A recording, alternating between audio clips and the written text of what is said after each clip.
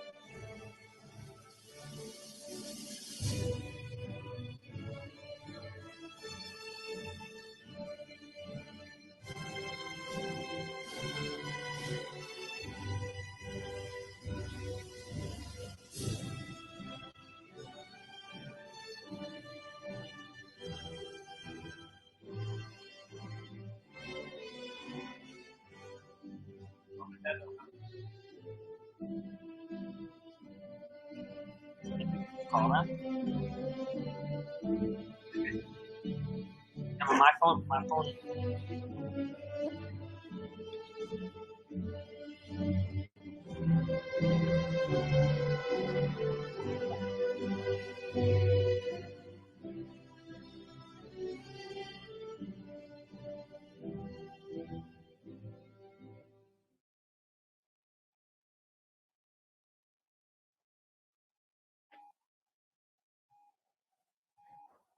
Ladies and gentlemen, I'm going to now introduce our student a cappella group, Tachycardia, who will now sing the Star Spangled Banner.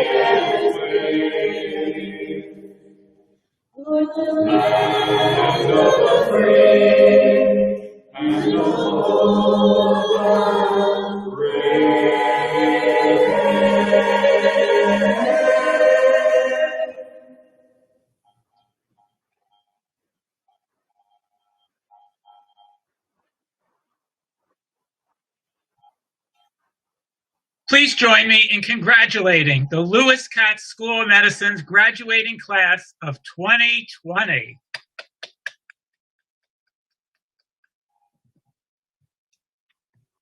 Since you are now all officially graduates, please put your tassels on the left side.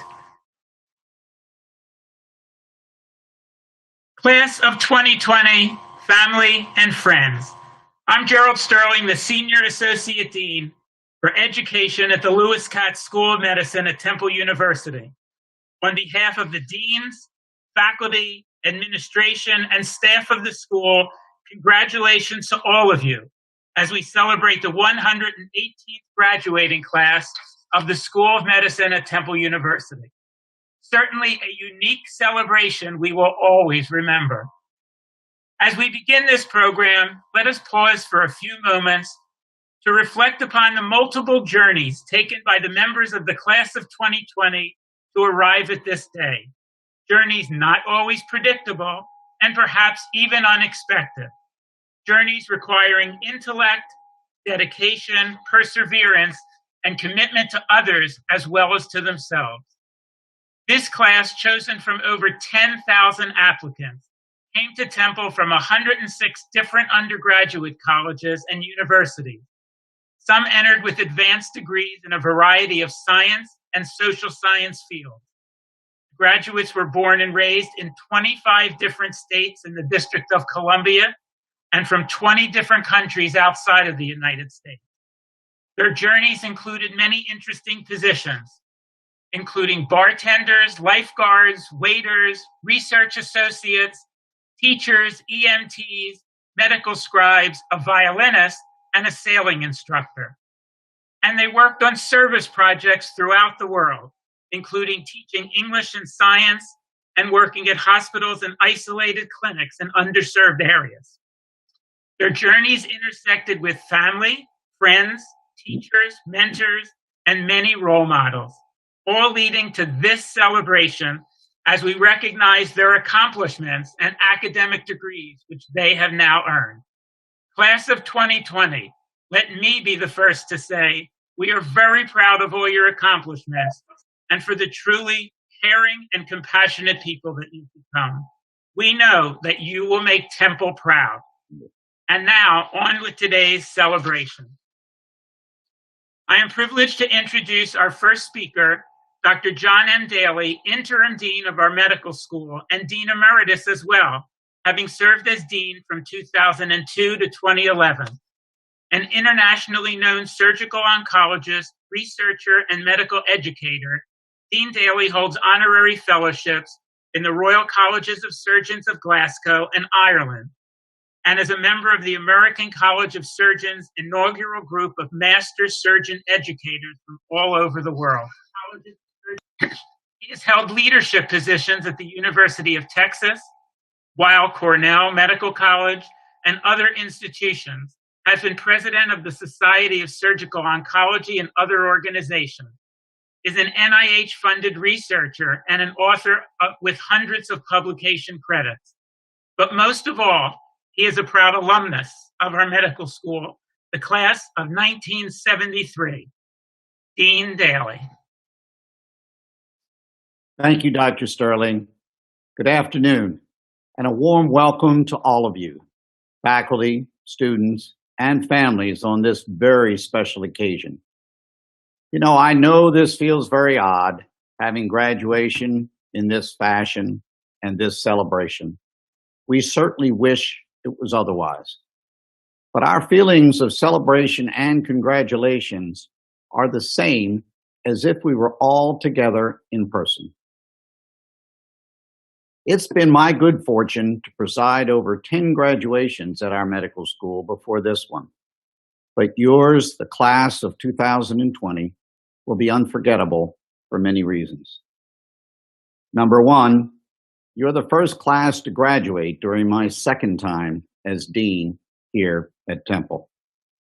Number two, of course, is who could ever forget these circumstances that we have today? But third and foremost, you happen to be an exceptional class. As Dr. Sterling described, you were chosen from over 10,000 applicants, and you graduated with average GPAs over 3.7, much higher than mine when I graduated college a few years ago. You worked internationally, leading the TEAC trip to Ecuador. You organized peer tutoring and mentoring for classmates. You conducted research. You arranged for student funding to attend meetings. And perhaps most important, you sang the national anthem at a Phillies game. I was very proud of you before COVID-19. And then I watched you spring into action to address the pandemic, and I was so very impressed. You're a can-do group with fire in the belly who continue to give back even while you are taking in the knowledge and skills to be great physicians. You are truly Temple strong. You collected and supplied personal protective equipment to frontline responders and clinicians. You volunteered to transport supplies, equipment, and patients on all the shifts at Temple Hospital, 24 hours a day. You made sure Temple's North Philadelphia neighbors had enough to eat by distributing over 600 parcels of food daily to these families. You helped transform Temple's Leocoris Center, a basketball court, into a temporary hospital. You proved yourselves as leaders, not just in Philadelphia, but also in the Lehigh Valley, home to our St. Luke's campus, and in your own hometowns. Your faculty, your families, and I could not be more proud of you and who you have become over the last 4 years. Although the pandemic has made it one of the hardest times to be a medical school student, a faculty member, or a dean, thanks to you and all you have done, we're getting through one of the hardest and the most unforgettable times in each of our lives. You have already proven that no matter what the future may bring, you have everything it takes to succeed: compassion and commitment, professionalism and passion, fortitude and flexibility. I will leave you with just a few words of advice. As you start your residencies throughout this country, you will find treatment alternatives for your patients in many complex clinical situations. You will make critical decisions for your patients' care based on your knowledge and their needs. Please listen attentively as they not only describe their symptoms, but as they describe who they are, what they fear, and how they see their future. You will learn from every patient you meet, from every colleague you work with, from every journal you read, and from every conference you attend. We know that therapies will change, and we know that diseases will evolve, and so too will you change and evolve. You must learn to rely on your own good judgment, but also to seek the very best among your colleagues to help you care for the ill, because medicine is truly a team sport. But that said, patient care is not a committee decision bereft of personal accountability. Your patients are your patients. For many of you, this obligation is continuous, round the clock. For others, healthcare will be given in shifts. But remember, commitment is an obligation, whether it's for 8, 12, 24 hours, or the patient's lifetime. However, remember to take time for yourself, to rest, to renew your energies, to recapture your passion, to be with and give to your families. Your passion will help you to work to the best of your abilities, to keep learning, to live each day in the present, and to give to your patients and to society at large. This medical school graduation is a milestone, to be sure, but it is just one point among many in your journey to become outstanding physicians. For your goal is to be great, not just good, and expert, not just acceptable. And because medicine is constantly advancing, that means it is truly a journey, and one on which you never really arrive. It's the striving for excellence that counts. Thank you for your patience and your adaptability during this difficult time. Thank you for your support for your friends and colleagues, and for all you continue to give to your community. Thank you for all you do. So congratulations, class of 2020, to you and to your families. Please stay safe and Godspeed on your journey. Thank you. Thank you, Dr. Daly, for your words of advice to the class and for your leadership. Now it's my privilege to introduce our keynote speaker, Dr. Larry R. Kaiser, an internationally known thoracic surgeon with 17 books and hundreds of publications to his credit. He's a physician executive and member of the National Academy of Medicine, whom the class of 2020 knows well as the dean for most of their time in medical school. From 2012 to 2019, Dr. Kaiser served as Temple Medical School's 13th dean and was named its inaugural Lewis Katz Dean. He was also professor of surgery, president and CEO of Temple's health system, and the university's senior executive vice president for health affairs. Groups all over the nation look to Dr. Kaiser for his healthcare business insights. Today, he is managing director with the healthcare industry group of the consulting firm of Alvarez and Marsal. A warm welcome, Dr. Kaiser.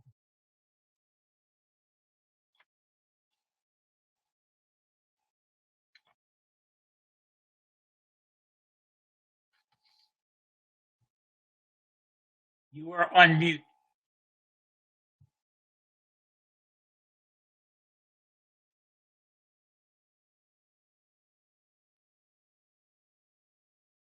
They're supposed to unmute me. Thank you, class of 2020, for inviting me to give the keynote remarks at your graduation, a landmark life event under unprecedented world circumstances. I truly am honored to be with you today. In addition to congratulating our graduates, let me also congratulate your families, significant others, and friends for all their support and sacrifice on your behalf, and your faculty for guiding you, and of course your patients, ultimately the best teachers of all. I must tell you, initially I felt terrible that after all the years, the hours of hard work, the emotional drain, the anxiety, at least for step one, and the anticipation of finally coming to an end of this journey, that you would not be able to experience this commencement with your classmates, family, and friends. To have that taken away from you by this world-changing event. But then it occurred to me, you're the generation who grew up online, whose days were spent seeing the number of likes you got after a post on Instagram, whose most valuable possession is your smartphone. So having this celebration today online really is not all that unique for you. You experienced match day virtually, and yet celebrations abounded. Yes, there's no doubt it would be better for all of us to be together, if only for the realization you really can't hug a screen. In addition to disrupting graduations and weddings, reconfiguring life in so many ways, this pandemic has upset global markets, decimated the economy, and made the varied competence levels of world governments, including this one, all too plain to see. 2020 will be a global turning point in history with consequences yet to be seen. Yes, we're in the middle of this world-changing event, or as some would say, at the end of the beginning. Cantor's law, as proposed by Rosabeth Moss Cantor, a professor at the Harvard Business School, states everything can look like failure in the middle. Unexpected obstacles and difficult predicaments can arise in the middle of any endeavor, just as they have for you in the middle of your transition from student to physician. If you give up in the middle, then by definition, you've failed. Middles are turning points causing us to face challenges and losses for which we usually are poorly prepared. Flexibility is key. I'm sure all of you have experienced significant anxiety during these last couple of months. Will my residency begin on time? Will I be able to travel? Will my educational experience be compromised? And the list goes on. Yes, clearly it's imperative to think through and manage as best we can during the current crisis, but thinking beyond and looking toward the longer-term future, realizing how it will be different, helps to counter the feelings of helplessness and loss. In the wake of this pandemic, there will be dramatic changes in America's healthcare infrastructure, which will have a direct effect on you and your continuing medical education and ultimately on your practice. The use of telemedicine has increased more than dramatically over the last few months, and payers, including the government, have finally begun to reimburse for these visits at the same rate as for an in-person visit. It took a crisis to solve that problem, but not surprisingly, patients and health professionals have embraced this technology, and as Seema Verma, the CMS administrator, has stated, there is no turning back. You can count on the fact that many of your patient encounters will be virtual. It also has taken a crisis to recognize that healthcare providers other than physicians should be able to extend their scope of practice to the full extent of their license. And here I'm referring to nurse practitioners, physician's assistants, pharmacists, dietitians, and others. Working alongside you, they will only enhance the work that needs to be done to improve the health of the population. And that's a good thing. Who knows? This pandemic could be the push we need to establish new models of how we provide and pay for healthcare for our entire population, not just some. Bottom line, our safety and security are only as strong as the weakest links in the chain, and lots of ours are broken. As millions of Americans work, learn, even graduate from home, this pandemic will force us to see broadband connectivity, which is allowing us to be together today, for what it is, a utility as essential to modern life as clean water and electricity. Hard to believe, but about 42 million Americans lack access, mainly because they cannot afford it. Public welfare cannot take a backseat to the profits of telecom giants.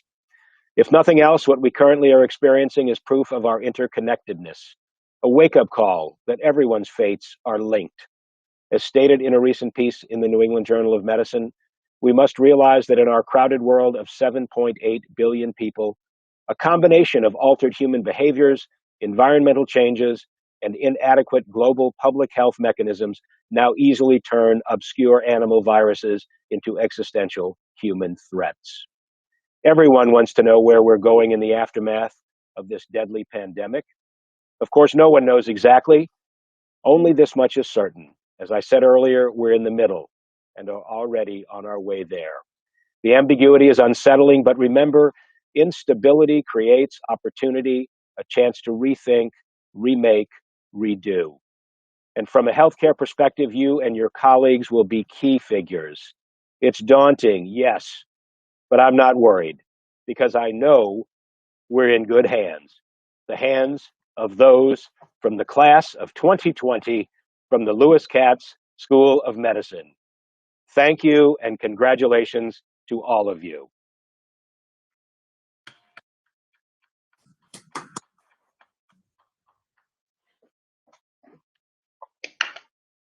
Thank you, Dr. Kaiser, for your thoughtful comments insights into the future, and words of wisdom to the class of 2020. And thank you for your leadership of the school for over 7 years. Each year, the graduating class dedicates its yearbook, The Skull, to an individual who has been instrumental to their education and student life during their student years at Temple. Making the formal dedication are Anita Wamakima and Shalonda Cook. Anita has been an integral member of our medical school community, volunteering her time with several organizations and holding leadership positions.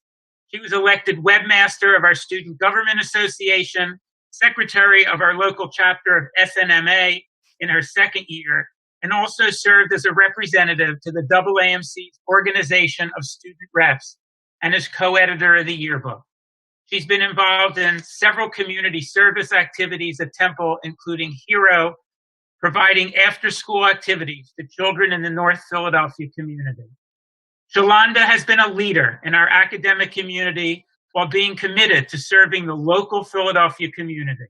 She was the treasurer of Temple chapter of SNMA, participated in the Health Careers Exploration Day, dedicated to introducing local high school students to healthcare careers, is an ambassador supporting incoming medical students, and is co-editor of the yearbook.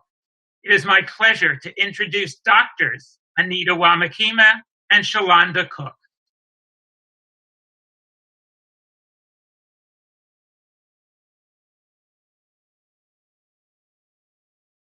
Congratulations to the 2020 graduates of Lewis Katz School of Medicine. Thank you to the yearbook staff who have tirelessly worked to document our 4 years here.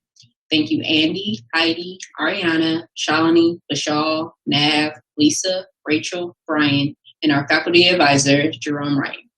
Every year, the class votes on a faculty member in which to dedicate the yearbook, a person who embodies the academic fervor of LKSOM, commitment to our North Philadelphia community, and dedication to mentorship of future physicians. This year, the class of 2020 was led by Dr. Amy J. Goldberg. Locally raised in Broomall, Dr. Goldberg attended the University of Pennsylvania for her undergraduate education and medical school at Mount Sinai in New York. She went on to complete her residency in general surgery at the University Hospital and fellowship in traumatology and critical care at the University of Maryland, Baltimore. After fellowship, she returned to TUH as an attending, where she currently serves as the endowed George S. Peters and Louise C. Peters Chair of Surgery. Over the years in ranks, she's still found a way to connect, teach, and empathize with medical students and residents alike.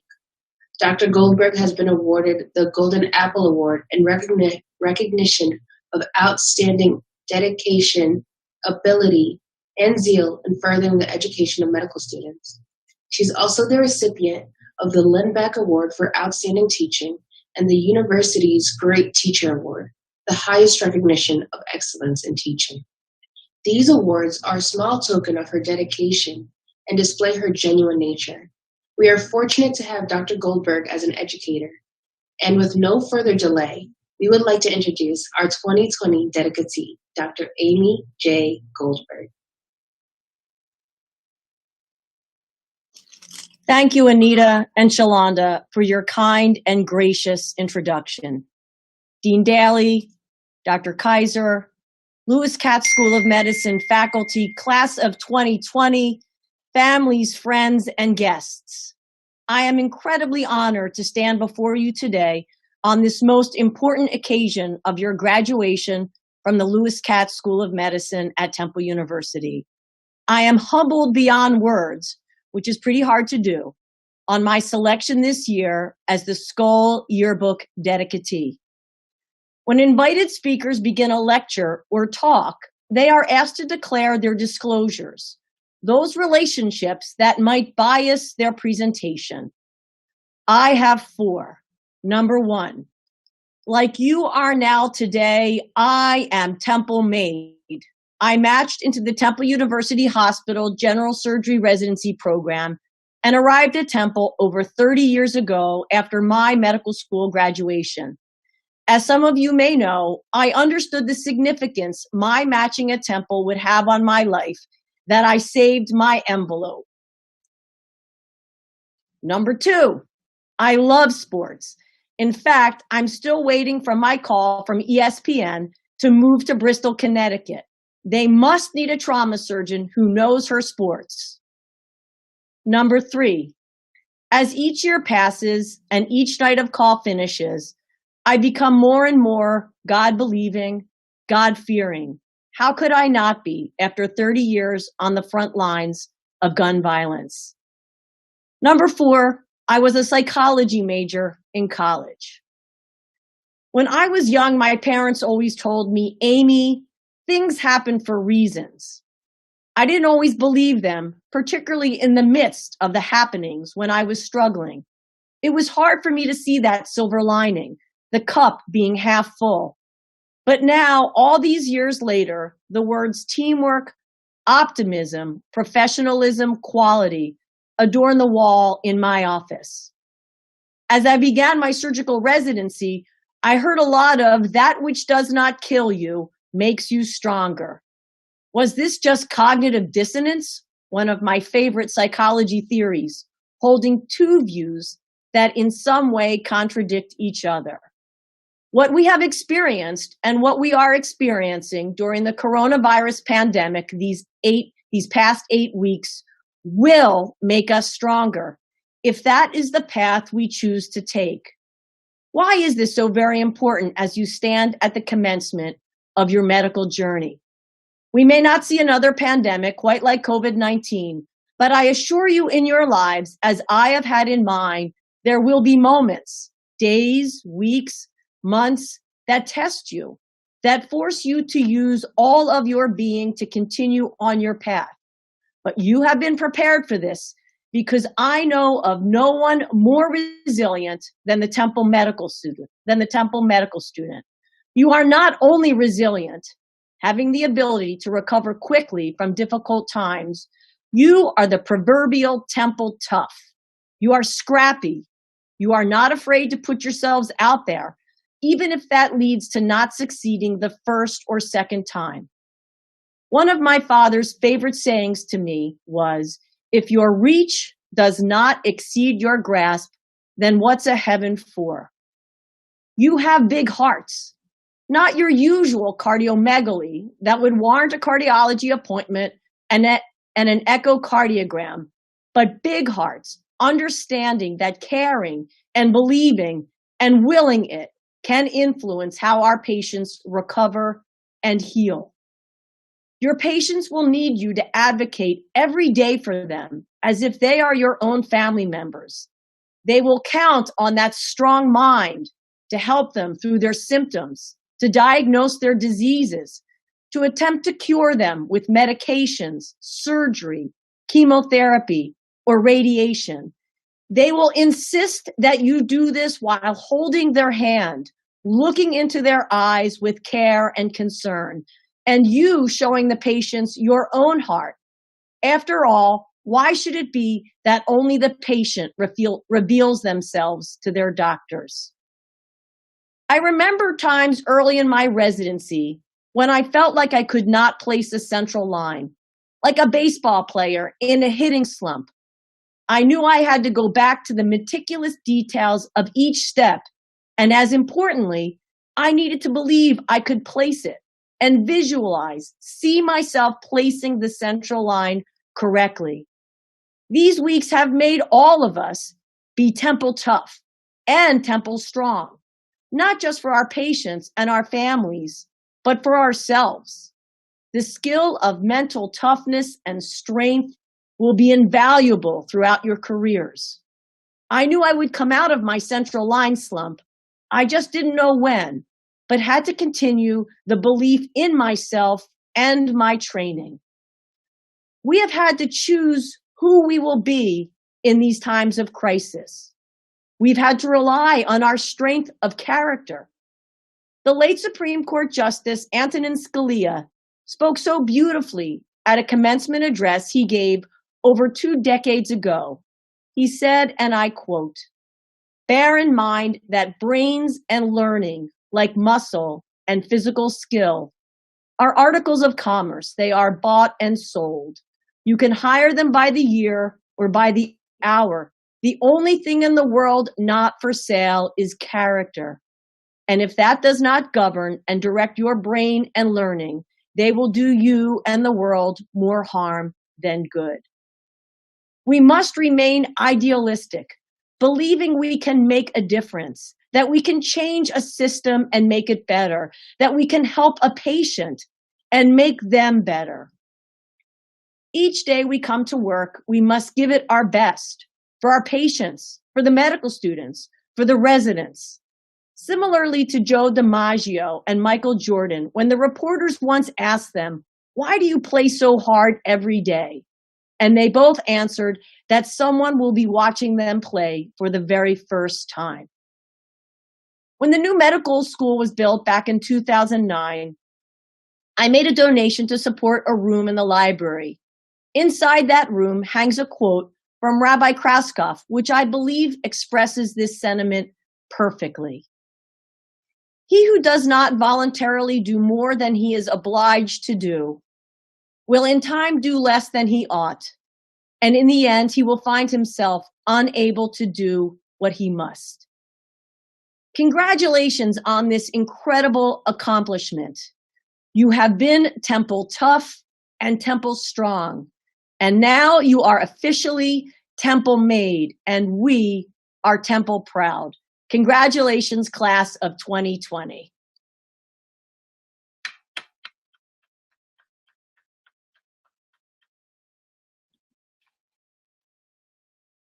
Thank you, Dr. Goldberg, for your meaningful comments, advice to the class, and your dedication to the medical school, to Temple Health, to Temple University, and to the students. Congratulations on your recognition by the class. It is very well deserved. It is now my pleasure to introduce Carlos Romero, who currently serves as your class and SGA president. Carlos has been involved in leadership positions throughout medical school, which has greatly enhanced student life and student well-being. He also volunteers in the community at Puentes de Salud, providing care to an underserved population and providing health education in Spanish on various health topics. His leadership skills and ability to work as a team member will serve him well in residency. We in the Dean's office have enjoyed working with him the past 4 years and are thrilled that he is staying at Temple for residency. Dr. Carlos Romero.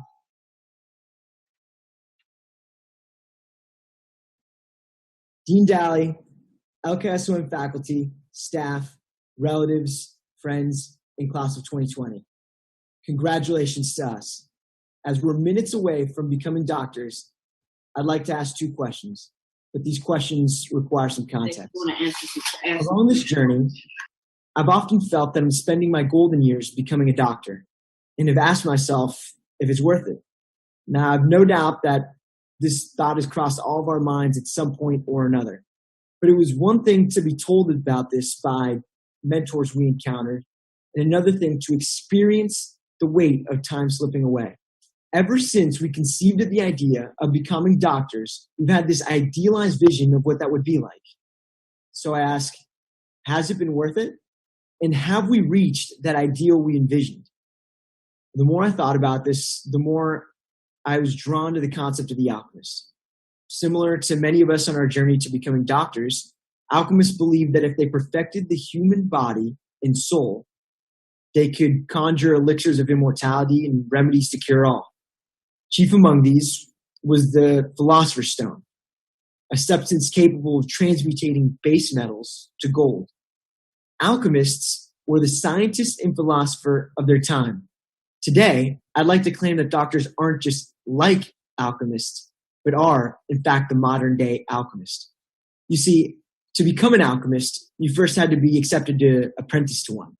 Similar to our applications to medical school and residency, an alchemist needed to prove that they had the intelligence, morals, and resolve of an alchemist. Once accepted, you started by learning the basics. But as your scientific skills progressed, you could use the solutions you created to cure a number of ailments: a stomach ache, a headache, and in those times, your pesky bunions. Alchemists would eventually graduate from their apprenticeship as we were about to graduate a pivotal part of ours. The alchemists spent all of their time in search of substances that would turn metal into gold and cure all. For us, those substances were our lives, the perfect career, the perfect life, and the ultimate reward. At first, we're convinced we will reach it. Even so, as time ticks by, we start to wonder if what we're looking for really exists. Does that vision of what we thought it would be like to become a doctor really exist? All of us have had moments like this where we ask ourselves, does the Philosopher's Stone exist? And if not, what are we even doing this all for? If we take a step back and ask other questions, we can gain clarity. Why have we come this far? And why will we continue to take up the mantle of the alchemist? Because after all the moments of doubt, we come to the same conclusion the alchemists came to. That is, that we have always been what we were looking for. See, the alchemists realized that the elixirs and the stones were never something they would create, but something they would become. Similarly, when we stop and look around, we realize that we've reached that ideal we've envisioned. When we uncover this truth, we are once again reminded that we can already turn things to gold. Men, women, and children alike will travel to us to heal their wounds, treat disease, and on occasion, even resurrect from the dead. However, our real power always lay in our ability to increase the value of all those we touched. We turn experiences and relationships to gold, those with our family, our patients, and each other. You see, we've always been an outstretched arm, a helping hand, and a shoulder to cry on. You see, it was never really about creating a magical substance. It was about realizing that we are what we have been looking for this whole time. I bring this up because surely we will die again in the future. For this reason, we need a periodic reminder of this truth. Without it, at best, we can spend all these years and never realize that we've become the ideal we sought, believing that it was never possible, just an old folk's tale or a fool's errand. But to guard against this, we need to remember that the power of the stone is no further than a reach away. For this reason, I'm grateful.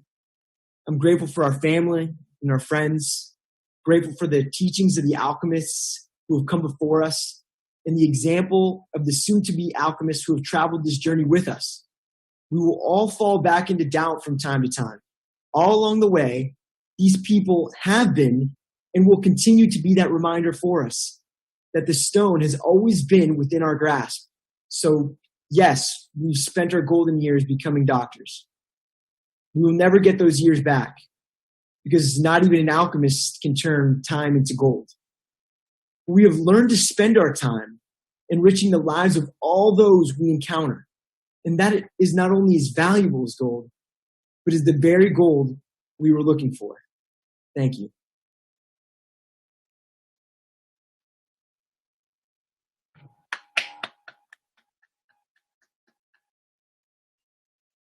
Thank you, Carlos, for your remarks today and for your exemplary leadership you have provided to both your class and the school. Now, we welcome back Tachycordia to perform What a Wonderful World.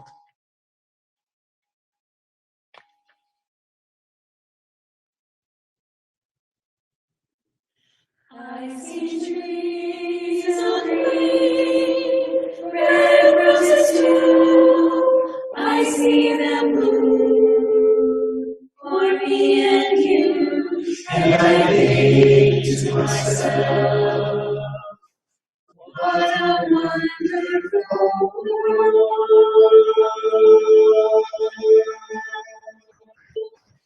I see skies of blue and clouds of white, a bright blessed day, a dark sacred night, and I think to myself, what a wonderful world.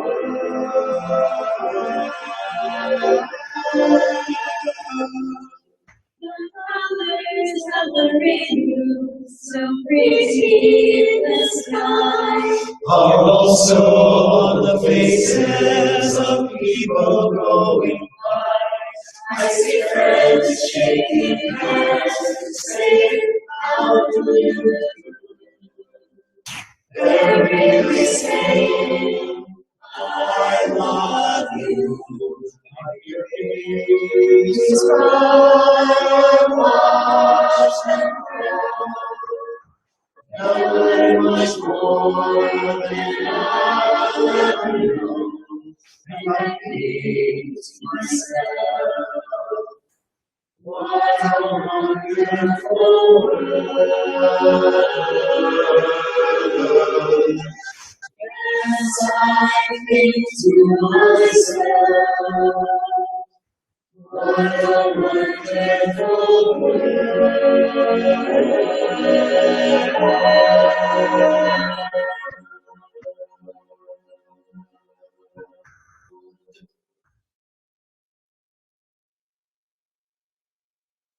Thank you to the Tachycordia for your wonderful performances today. Class of 2020, thus far today you have listened to others, reflected on the past, looked forward to the future, thanked others, and received advice, praise, and encouragement. It is now time for us to recognize you for the degrees you have earned. The next sections of today's program are devoted to the recognition of the graduates. Traditionally, we begin with those graduates who have earned the Master of Arts, Master of Science degrees, followed by the recipients of the Doctor of Philosophy degree. Presiding over this part of the program is Dr. Scott Shore, Associate Professor of Medical Genetics and Molecular Biochemistry and Associate Dean for Graduate Studies. Dr. Shore.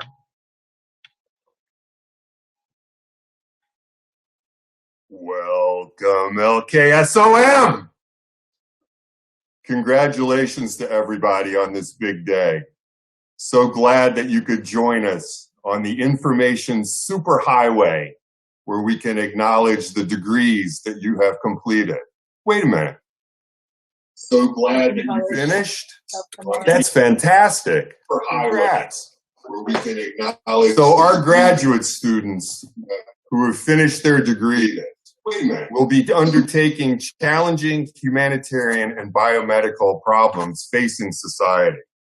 Some of our students will work as healthcare professionals in a host of primary and specialty clinical settings. Some will work to mitigate the negative social determinants of health and healthcare disparities. Others will conduct translational research in academic, commercial, or government laboratories, while some others still will educate future generations of students or even continue their own education into professional schools. This academic year, 53 degrees were earned, 4 Masters of Arts, 20 Master of Medical Science, 5 Master of Science, 11 Doctor of Philosophy, and 13 dual degrees, 10 Doctor of Medicine, Master of Arts, and 3 Doctor of Medicine, Doctor of Philosophy. I will be presenting only the master degree graduates and those doctoral degrees who are receiving the PhD degree only. We are fortunate that 6 of our masters and 11 of our doctoral graduates have joined us here today. The academic regalia that you'll see their pictures in include a hood with a border that distinguishes each degree. For the MA, the hood has a white border. For the MS, it has a gold border, while the dark blue is used to represent the Doctor of Philosophy degree. And of course, the cherry and white hood linings are the colors of Temple University. And in keeping with Temple tradition, the PhD graduates will be wearing gold tassels on their tams. Finally, it's time. We will begin with those students who have earned a Master of Arts in Urban Bioethics. Betty Ann Kramer Manchin. Her advisor is Providenza Loera Rocco. Jonathan Scheinfeld. His advisor is also Providenza Loera Rocco. Now I will award the Master of Science in biomedical sciences. Comfort Effie. Her advisor is Dr. Xiao Fang Yang. Chao Gao. Her advisor is Dr. Hong Wang. And Yifan Liu. His advisor is Dr. Xiao Fang Yang. Finally, Margaret Patchen. Her advisor is Satya Kunapali. Now, I have the honor of presenting those students who have earned the Doctor of Philosophy degree. Dr. Alexander Bonanno. His advisor is Dr.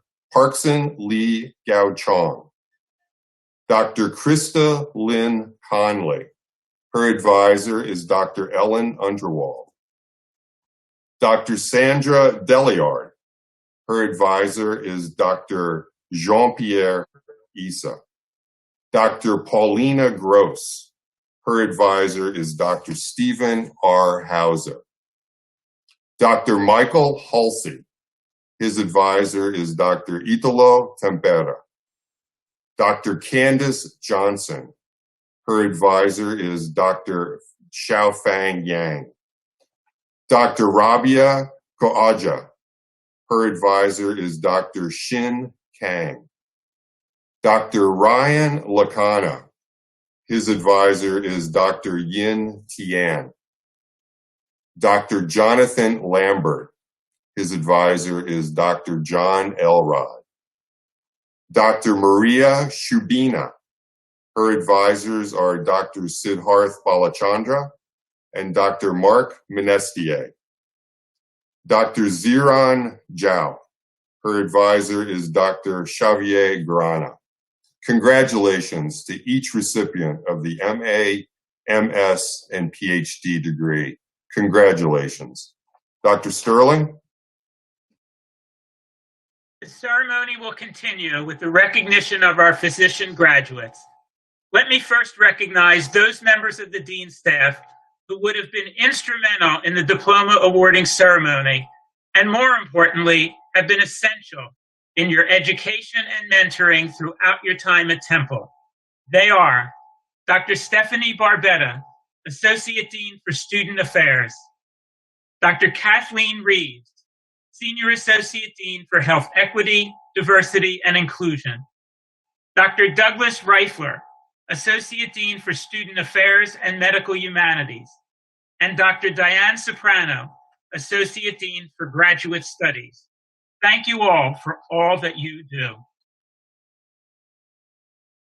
Regarding the academic regalia, the dark green velvet trim of the hood matches the trim of the doctoral robe symbolizing the medical profession. The hood's cherry and white lining are the colors of Temple University. And I must say, you all look smashing in your tams. In reading the names of the graduates, we will also recognize parents and siblings who are either faculty or alumni of the school. We begin this section by recognizing those graduates receiving both the MD degree and PhD in biomedical sciences degree and their faculty advisors. Her advisor, Dr. Shubin Shin, Dr. Allison Catherine Kearns. Her advisor, Dr. John Elrod, and recognizing her brother, Dr. Nicholas Lombardi, class of 2019, Dr. Alyssa Ann Lombardi.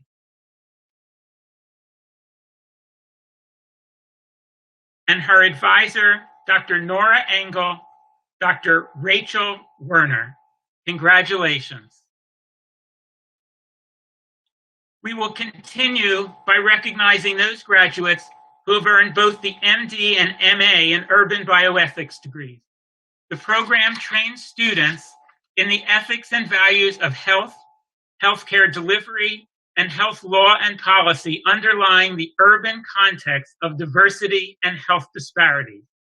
Let me first recognize those faculty in the program who would have hooded these students today. Dr. Nora Jones, Associate Director of Urban Bioethics. Professor Providenza Laura Rocco, Assistant Director of the Master's Degree in Urban Bioethics, and Professor Nicole Strand, Assistant Director of Research in the Center for Urban Bioethics. And now our graduates, Dr. Ariana Ahiagbe, Dr. Haitha Anstedt, Dr. Osasamwe Adamwe Benjamin, Dr. Shalonda Cook. Recognizing her father, Dr. Jeffrey Dano, class of '88, and sister, Dr. Rachel Dano, class of 2017, Dr. Allie Dano. Dr. Kristen Granum. Dr. Andrew Grimes. Dr. Micah McCaskill. Dr. Destiny Lee Marquez. Dr. Sungyeon Sophia Park. And Dr. Pamela Summers Trio. Congratulations to all of you. We will continue by recognizing those graduates who have earned the MD degree. Let me acknowledge those faculty who were selected as Hooders. They are Dr. James Anasti, Professor of Obstetrics and Gynecology and Assistant Dean at the St. Luke's Regional Campus, Dr. Robert Bedecker, Professor of Infectious Diseases, Dr. Anu Paranjape, Professor and Vice Chair of the Department of Medicine, Dr. Margot Savoy, Associate Professor and Chair of Family and Community Medicine, Dr. Alexandra Schieber, Assistant Professor of Family and Community Medicine, and Dr. Carl Whitley, Assistant Professor of Otolaryngology, Head and Neck Surgery. And our graduates, Dr. Adam Adika. Recognizing his father, Dr. Joseph Ahern Jr. from Allegheny Health, Dr. Joseph Ahern. Dr. Mary Ahern. Dr. Abrar Al-Abdulhadi. Dr. Mirza Ali.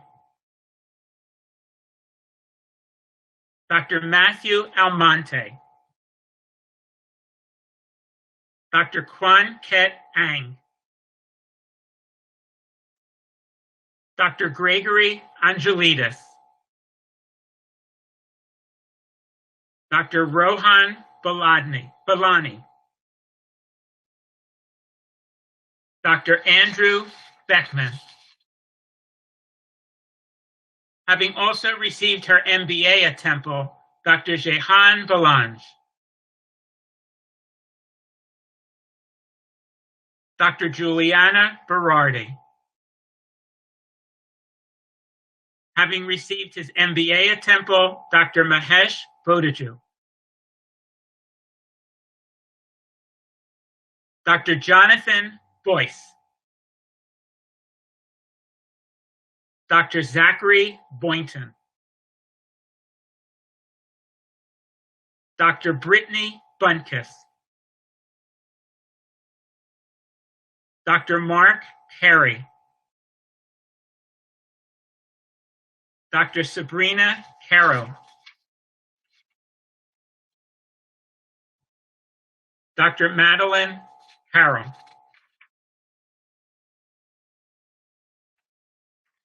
Dr. Nuha Sena Sibisi. Dr. Erica Chaconas. Dr. Hannah Chang. Dr. Yao Chia Chang. Dr. Lisa Cho. Dr. Devin Cohen. Dr. Alexandru Constantinescu. Dr. Jennifer Cooley, Dr. Anthony Coppola, Dr. Eric Curran,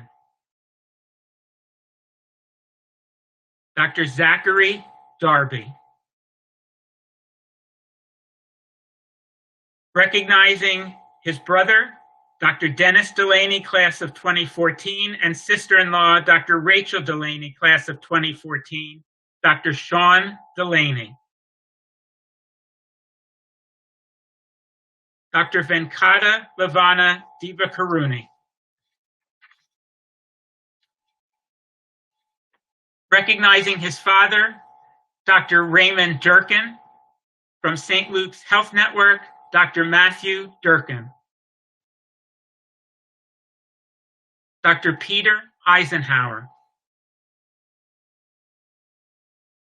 Recognizing his father, Dr. Patrick Irwin, from Geisinger Medical Center, Dr. Ryan Irwin. Recognizing her brothers, Dr. Tzvi Grossman, class of 2017, and Moshe Grossman, class of 2015, Dr. Rivka Fee. Dr. Brendan Ferraro. Dr. Rebecca Phyllis. Dr. Susan Finch.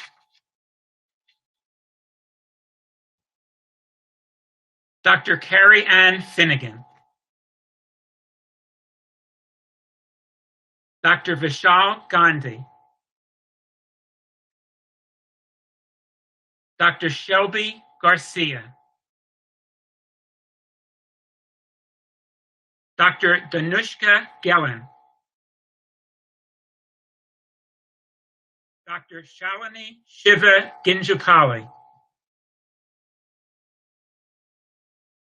Dr. Connor Glare. Dr. Heather Gocknauer. Dr. Jason Gonzalez.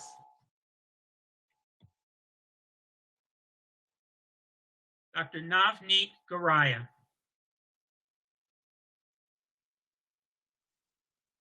Dr. Katerina Grebenyuk. Dr. Alex Grieco. Dr. Chen Yu Conrad Guo. Dr. Sarah Hashi. Dr. Benjamin Hagan. Dr. Caitlin Hamilton. Recognizing his father, Dr. James Haring, class of 1987, and grandfather, Dr. Maynard Haring, class of 1959, Dr. Michael Haring. Dr. Daniel Himmelstein. Dr. Maria Hornberger. Dr. Danielle Hu. Dr. Abigail Jager. Dr. Daniel Jang. Dr. Annie Jin.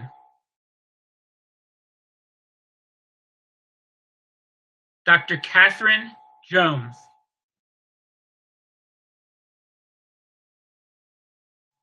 Dr. Samuel Jones.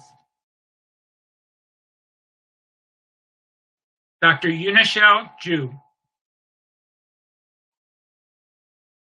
Dr. Jacqueline Kakalachik. Dr. Srinivasa Prasad Kanuparthi. Dr. Adam Kaplan.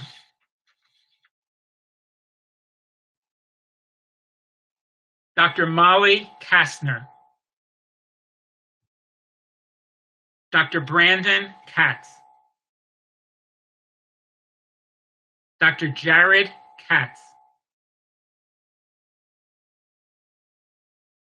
Dr. Nathan Kerr. Dr. Nida Khan. Dr. Elizabeth Kernan. Dr. Hannah Kim. Dr. Sung Kim. Dr. Nora Ko. Dr. Kara Kohler. Dr. Simon Koo. Dr. Adam Cornmell. Dr. Michael Kosofsky. Having received his MBA at Temple, Dr. Max Kravitz. Dr. Nicole Kuss. Dr. Janet Law. Dr. Ian Latham. Dr. Madeline Lederer. Dr. Eric Lee. Dr. Madeline Lee. Dr. Sean Lay. Recognizing his parents, Dr. Lance Leopold, class of 1987, and Nancy Grayboys Leopold, class of 1988, and brother, Dr. Ian Leopold, class of 2018, Dr. Andrew Leopold.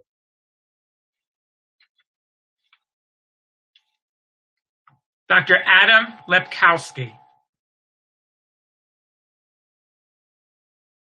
Dr. Shuning Lee. Dr. Rebecca Lin. Dr. Francis Leongsong. Dr. Alexis Lowe. Dr. Kimberly Liu. Dr. David Madnick. Dr. Joshua Makepeace. Dr. Kunal Malik.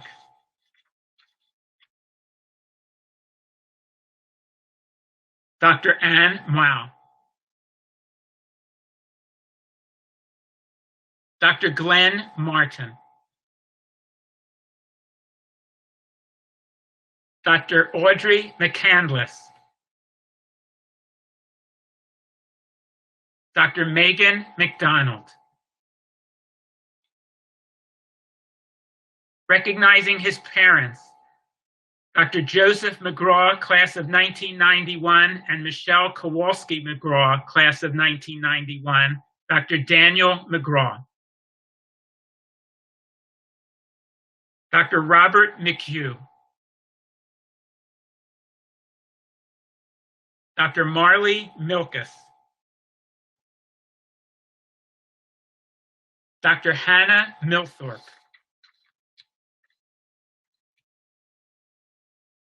Recognizing her sister, Dr. Nicole Mullen, Temple Hospital ENT resident, Dr. Andrea Mullen. Dr. Joanne Moon. Dr. Andrew Motzer. Dr. Matthew Murray. Having received her MBA from Temple, Dr. Maria Nabong. Dr. Nisha Nolamola. Dr. Kara Narzical.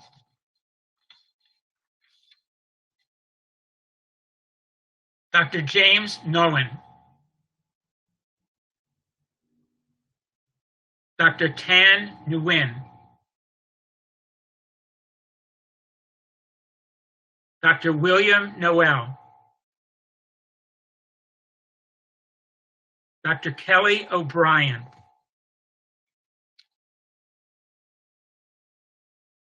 Dr. Gregory Olajinsky, Dr. Stefano Pacifici, Dr. Jameson Petrachko. Having received his MBA at Temple, Dr. Jacob Pickle, Dr. Xavier Pope,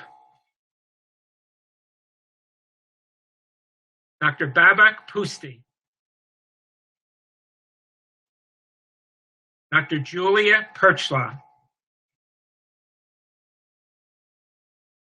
Recognizing her brother, Dr. Jonathan Ragib, class of 2017, Dr. Rachel Ragib.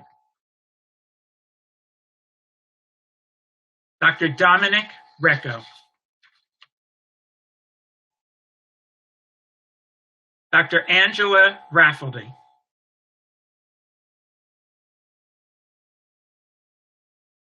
Dr. Matthew Rowland. Dr. Carlos Romero. Dr. Julia Rosner. Dr. Erin Ruiz. Recognizing his father, Dr. Eugene Saravitz Jr., class of 1986, Dr. Shay Saravitz. Dr. Wesley Shetler. Dr. Maura Schlussel.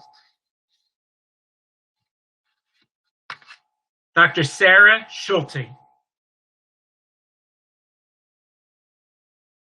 Dr. Jacob Schutzman.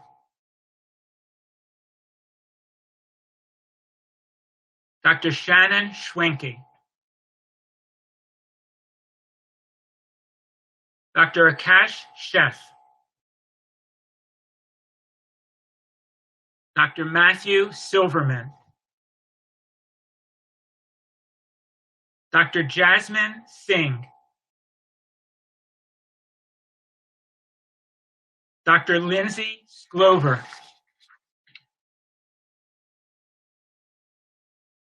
Dr. Joseph Soon. Recognizing his wife, Dr. Stephanie Zhang, class of 2018, and a TUH internal medicine resident, Dr. June Song. Dr. Jillian Stone. Dr. Nancy Suarez Tipton. Dr. Christina Sun. Dr. Minu Suresh. Dr. Dior Siyuma. Dr. Yuri Takabataki. Dr. Kea Tan. Dr. Alice Rachel Tang.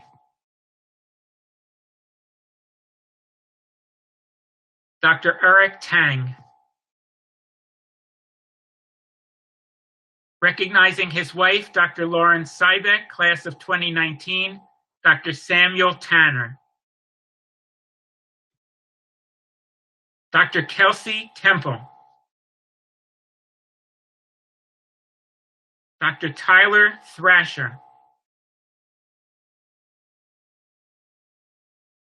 Dr. Madeline Tivan. Dr. Heidi Van. Dr. Jeremy Vanderon. Dr. Dane Vandenacker. Dr. Jonathan Violomko. Dr. Anya Volsky. Dr. Simon Voorhees.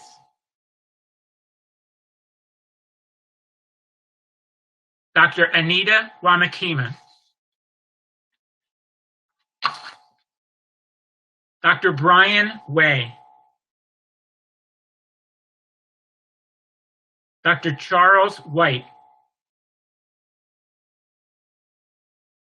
Recognizing his father, Dr. Edward Wyckoff, class of 1985, and a PM&R resident at Temple University Hospital, Dr. Peter Wyckoff. Dr. Carly Wilson. Dr. Samir Yezdani. Dr. Megan Zapsik. Faculty, family, and friends, let us congratulate graduates in medicine, urban bioethics, and the biosciences of the class of 2020.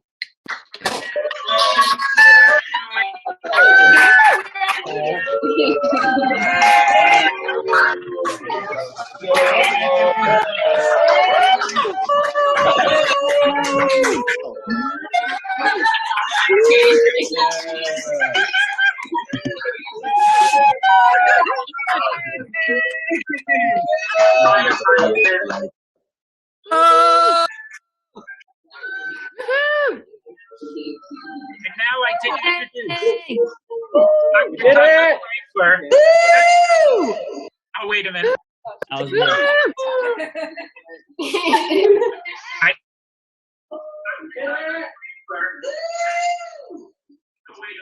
you muted me. I will try it again. I would now like to introduce Dr. Douglas Reifler, Associate Dean for Student Affairs and Medical Humanities, will now lead the Hippocratic Oath. Dr. Reifler.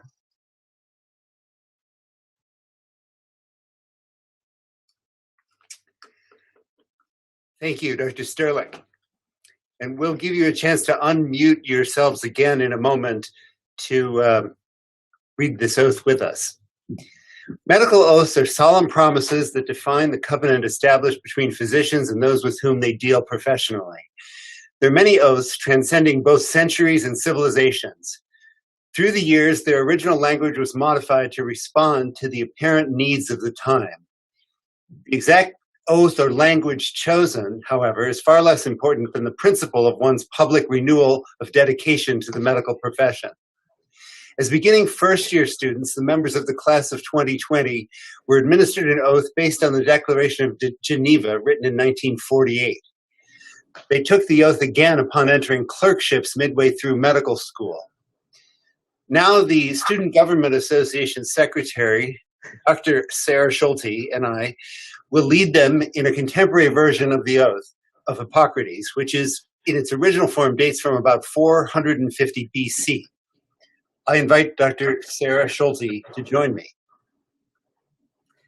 Will the members of the graduating class of 2020 receiving the MD degree please stand with me? The class of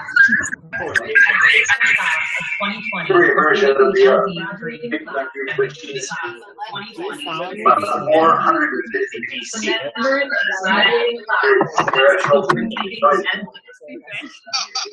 My life in practice, I art.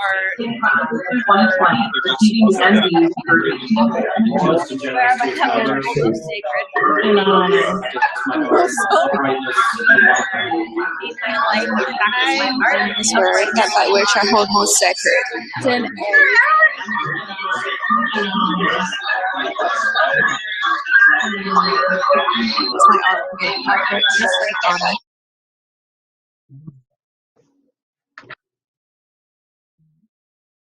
So it sounds like you'll have to read, and we won't hear you reading, but Dr. Schulte, can you start that over again, please? Yeah, sure. Let's try this again. So the class invites all physicians to join us in their rededication to the medical profession. The oath may be found on the first page of your graduation program and is also projected on your screen. Repeat each line after we read it. I do solemnly swear by that which I hold most sacred. I do solemnly swear by that which I hold most sacred, that I will be loyal to the profession of medicine and just and generous to its members. I do solemnly swear that I will be loyal to the profession of medicine and just and generous to its members, that I will lead my life and practice my art in uprightness and honor, that I will lead my life and practice my art in uprightness and honor, that into whatsoever house I shall enter, it shall be for the good of the sick to the utmost of my power. I, holding myself aloof from wrong, from corruption, and from the tempting of others to vice. that into whatsoever house I shall enter, it shall be for the good of the sick to the utmost of my power. I, holding myself aloof from wrong, from corruption, and from the tempting of others to vice. that I will exercise my art solely for the cure of my patients and will give no drug, perform no operation for a criminal purpose, even if solicited. That I will exercise my art solely for the cure of my patients and will give no drug, perform no operation for a criminal purpose, even if solicited. That whatsoever I shall see or hear of the lives of others, which is not fitting to be spoken, I will keep inviolably secret. That whatsoever I shall see or hear of the lives of others, which is not spoken, I will keep inviolably secret. These things I do promise. As I am faithful to this, my oath, may happiness and good repute be ever mine. The opposite if I shall be forsworn. These things I do promise. As I am faithful to this my oath, may happiness and good repute be ever mine. The opposite if I shall be forsworn. Please be seated.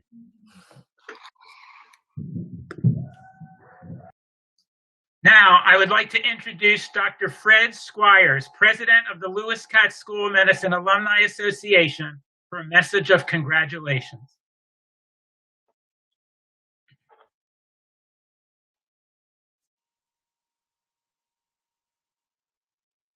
Congratulations to the Lewis Katz School of Medicine class of 2020. My name is Fred Squires, class of 1991, and I serve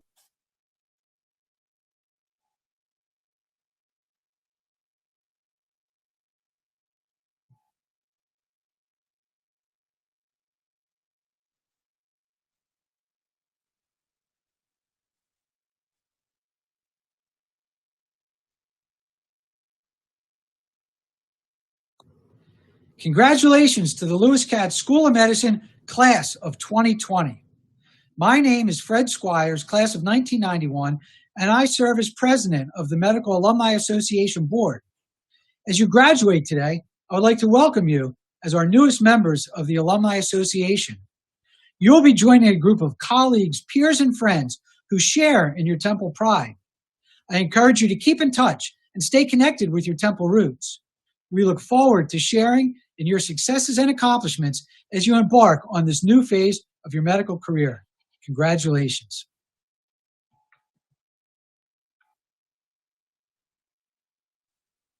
Thank you, Dr. Squires.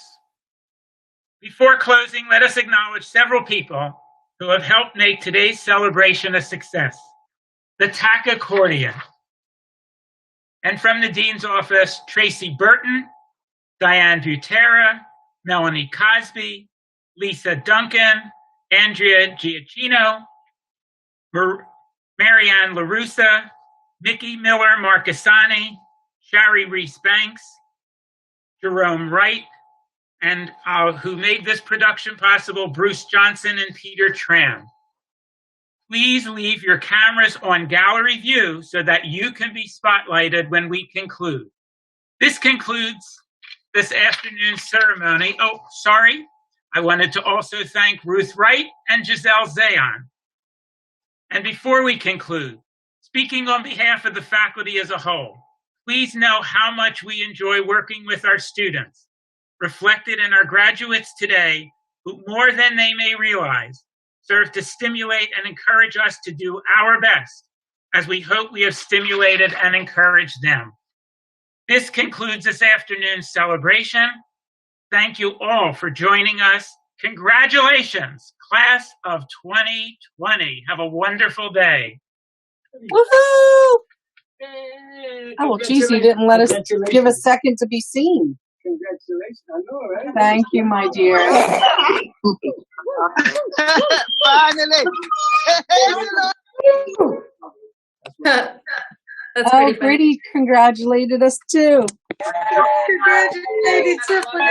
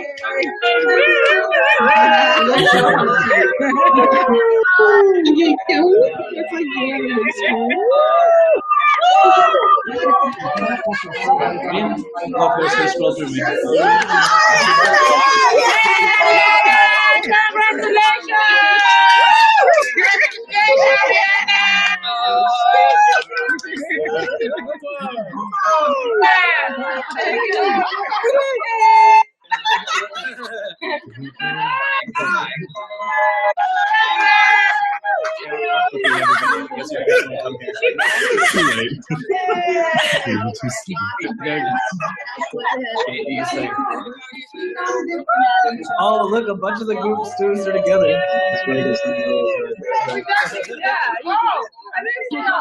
They're clicking on people's screens, so like you guys will be there.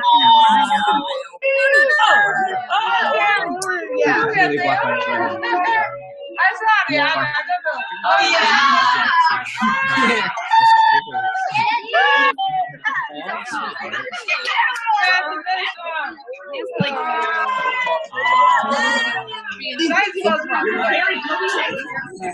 My dad's. Oh, this is sweet little volume. Hey.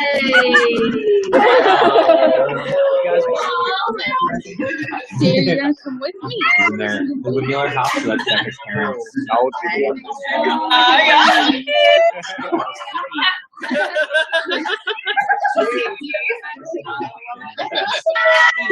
He's a doctor. Yeah, scroll through. Yeah.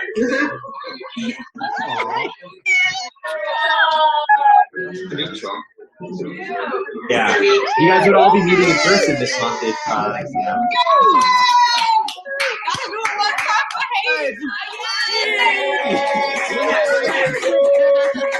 Make sure we're like ready for it. You can tell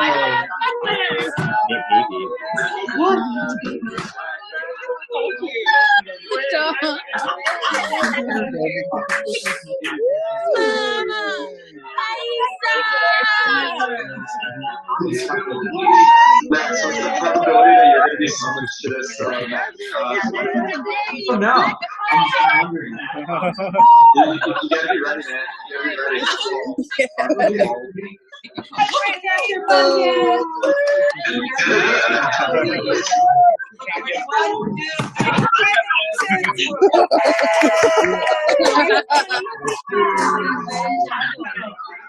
Yeah, well, where's our dog?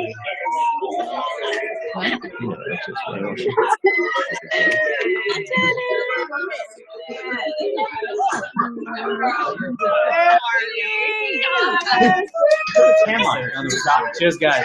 To all of us. It takes a village. It takes a village. It really does. This isn't one alone at all. So cheers.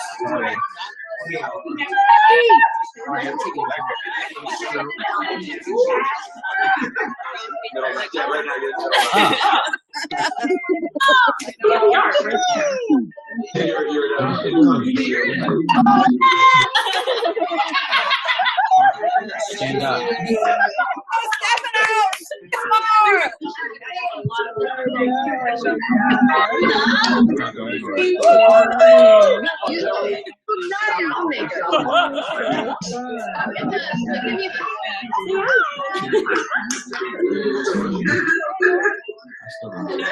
Looks like ready. There's a lot of us.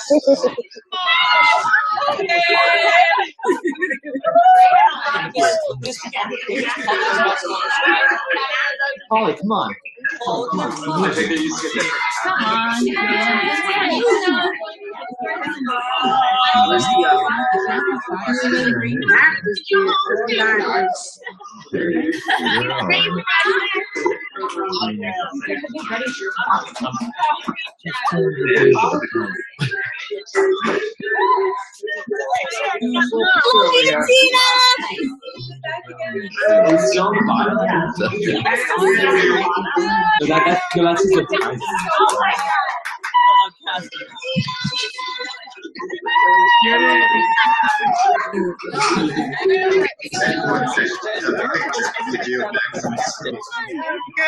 surprise.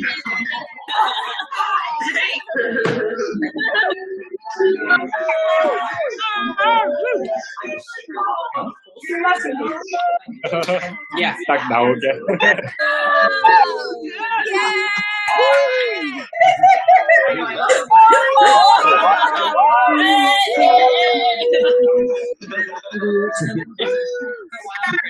He's saying, actually, when they were doing the test, it's a lot of them students. A lot of them going to either Temple, some is at UPenn, is at,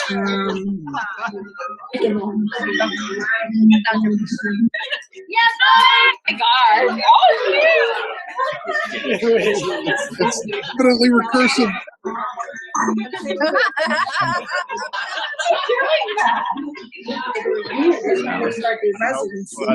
There's this many people at the final, so if somebody doesn't yeah.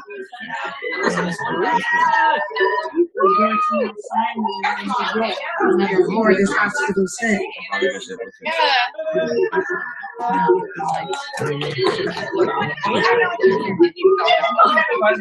We're trying to get everybody.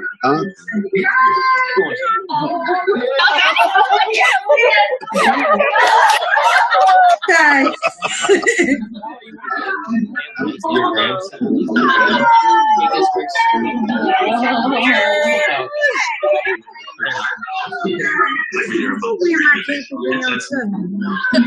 You've been your mom for a long time. Oh my God. Situation chart.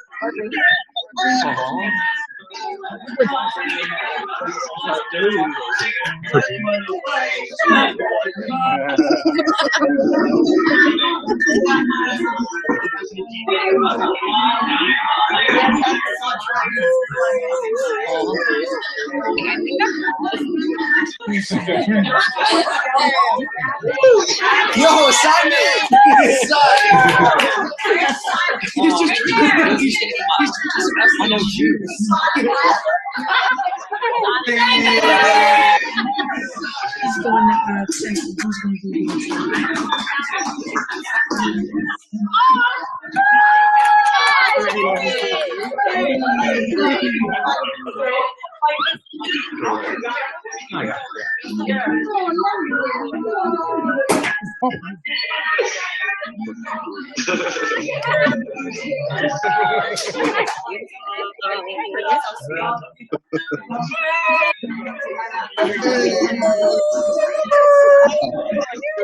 The thing with the sand.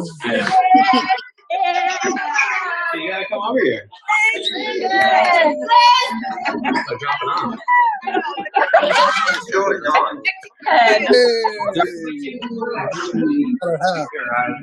They're trying to give people a shot to be on screen.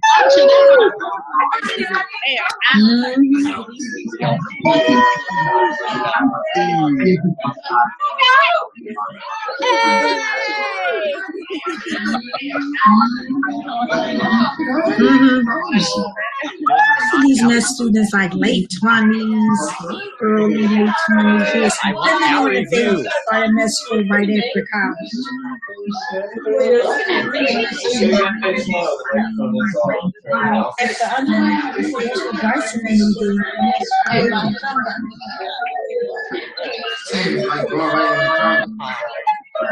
Graduate program. She got to do undergrad to graduate, any graduate program.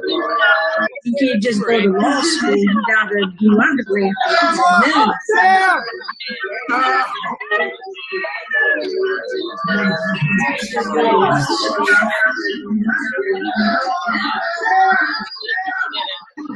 Like a huge accomplishment for somebody.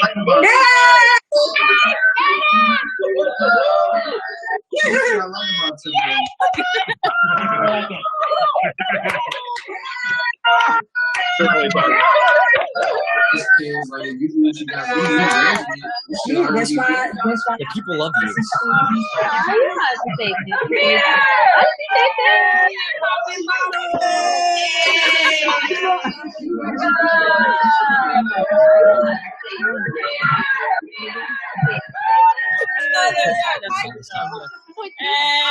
He's on the phone.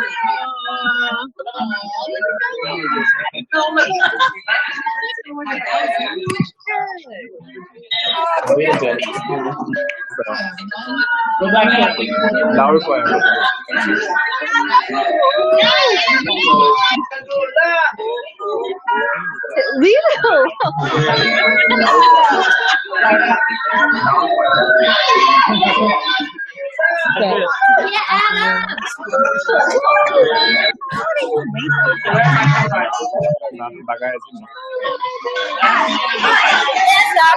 Yes, doctors, we got this. Oh yeah. Hey, we're on again.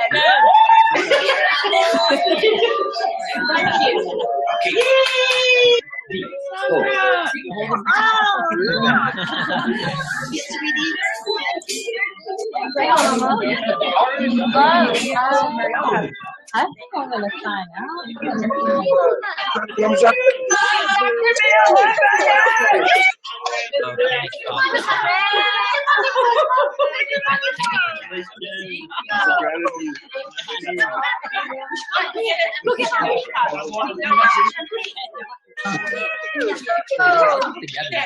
Yeah, some people say yeah, and they live together. They're just corroding it up.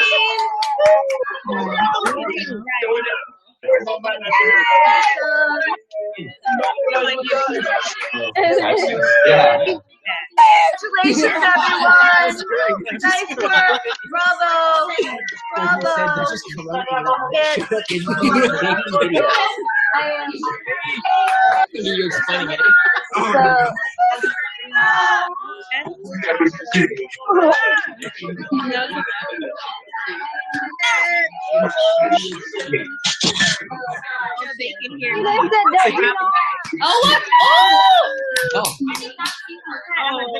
Then later, when the mic's not hot.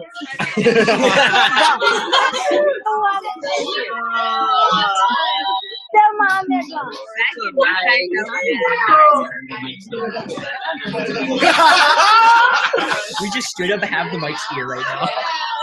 Here, we're trying sweet nothings into this mic. Oh, they're up again, I think. Oh, no, that's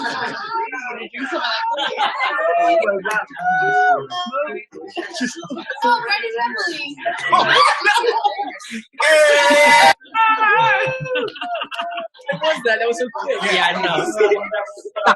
Oh, there's Jake! Jakey!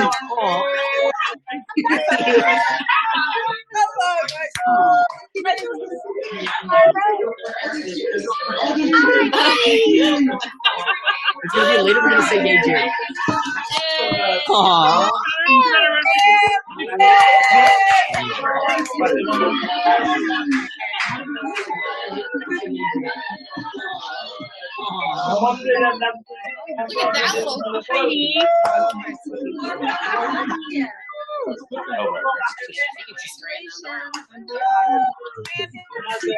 People, it's like The second one. all right.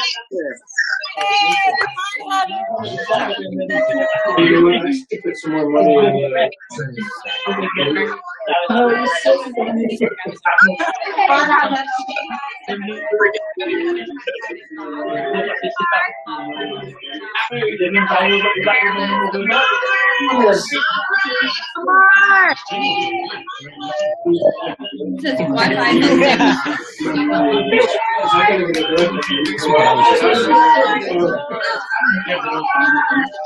Almost over.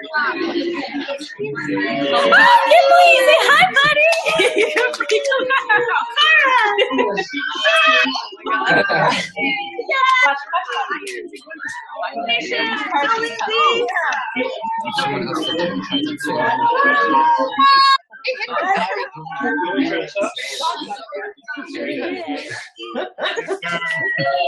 Oh, this shot there. Help my baby.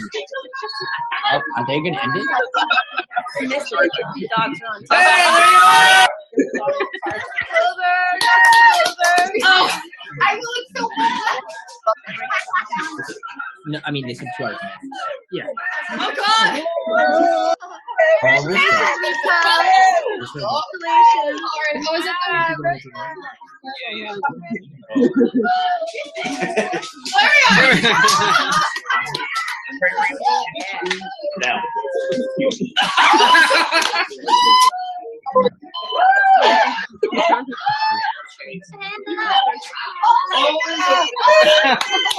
now.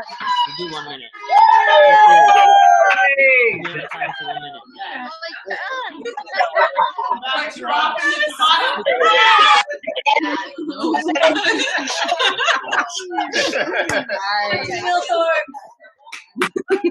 Honestly, though.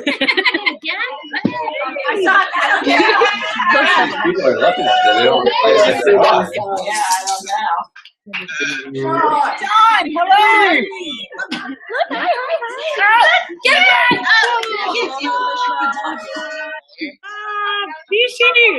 So,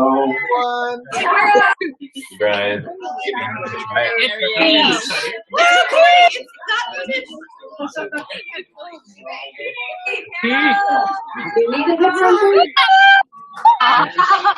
Like, do you need Did you,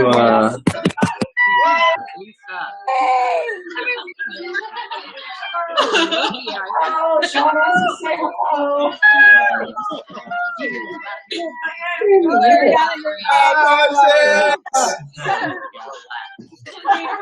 Okay.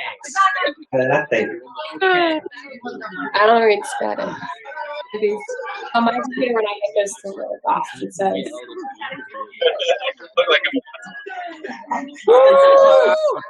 No, we're not.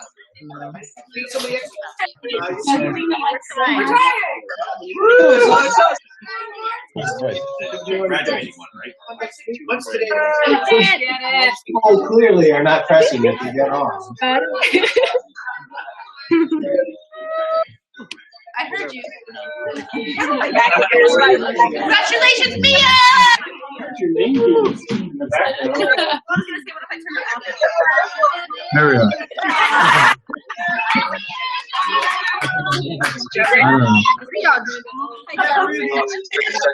I don't know.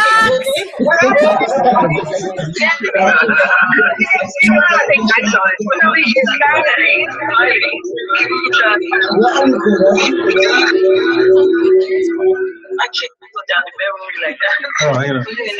Not again. They are our doctors.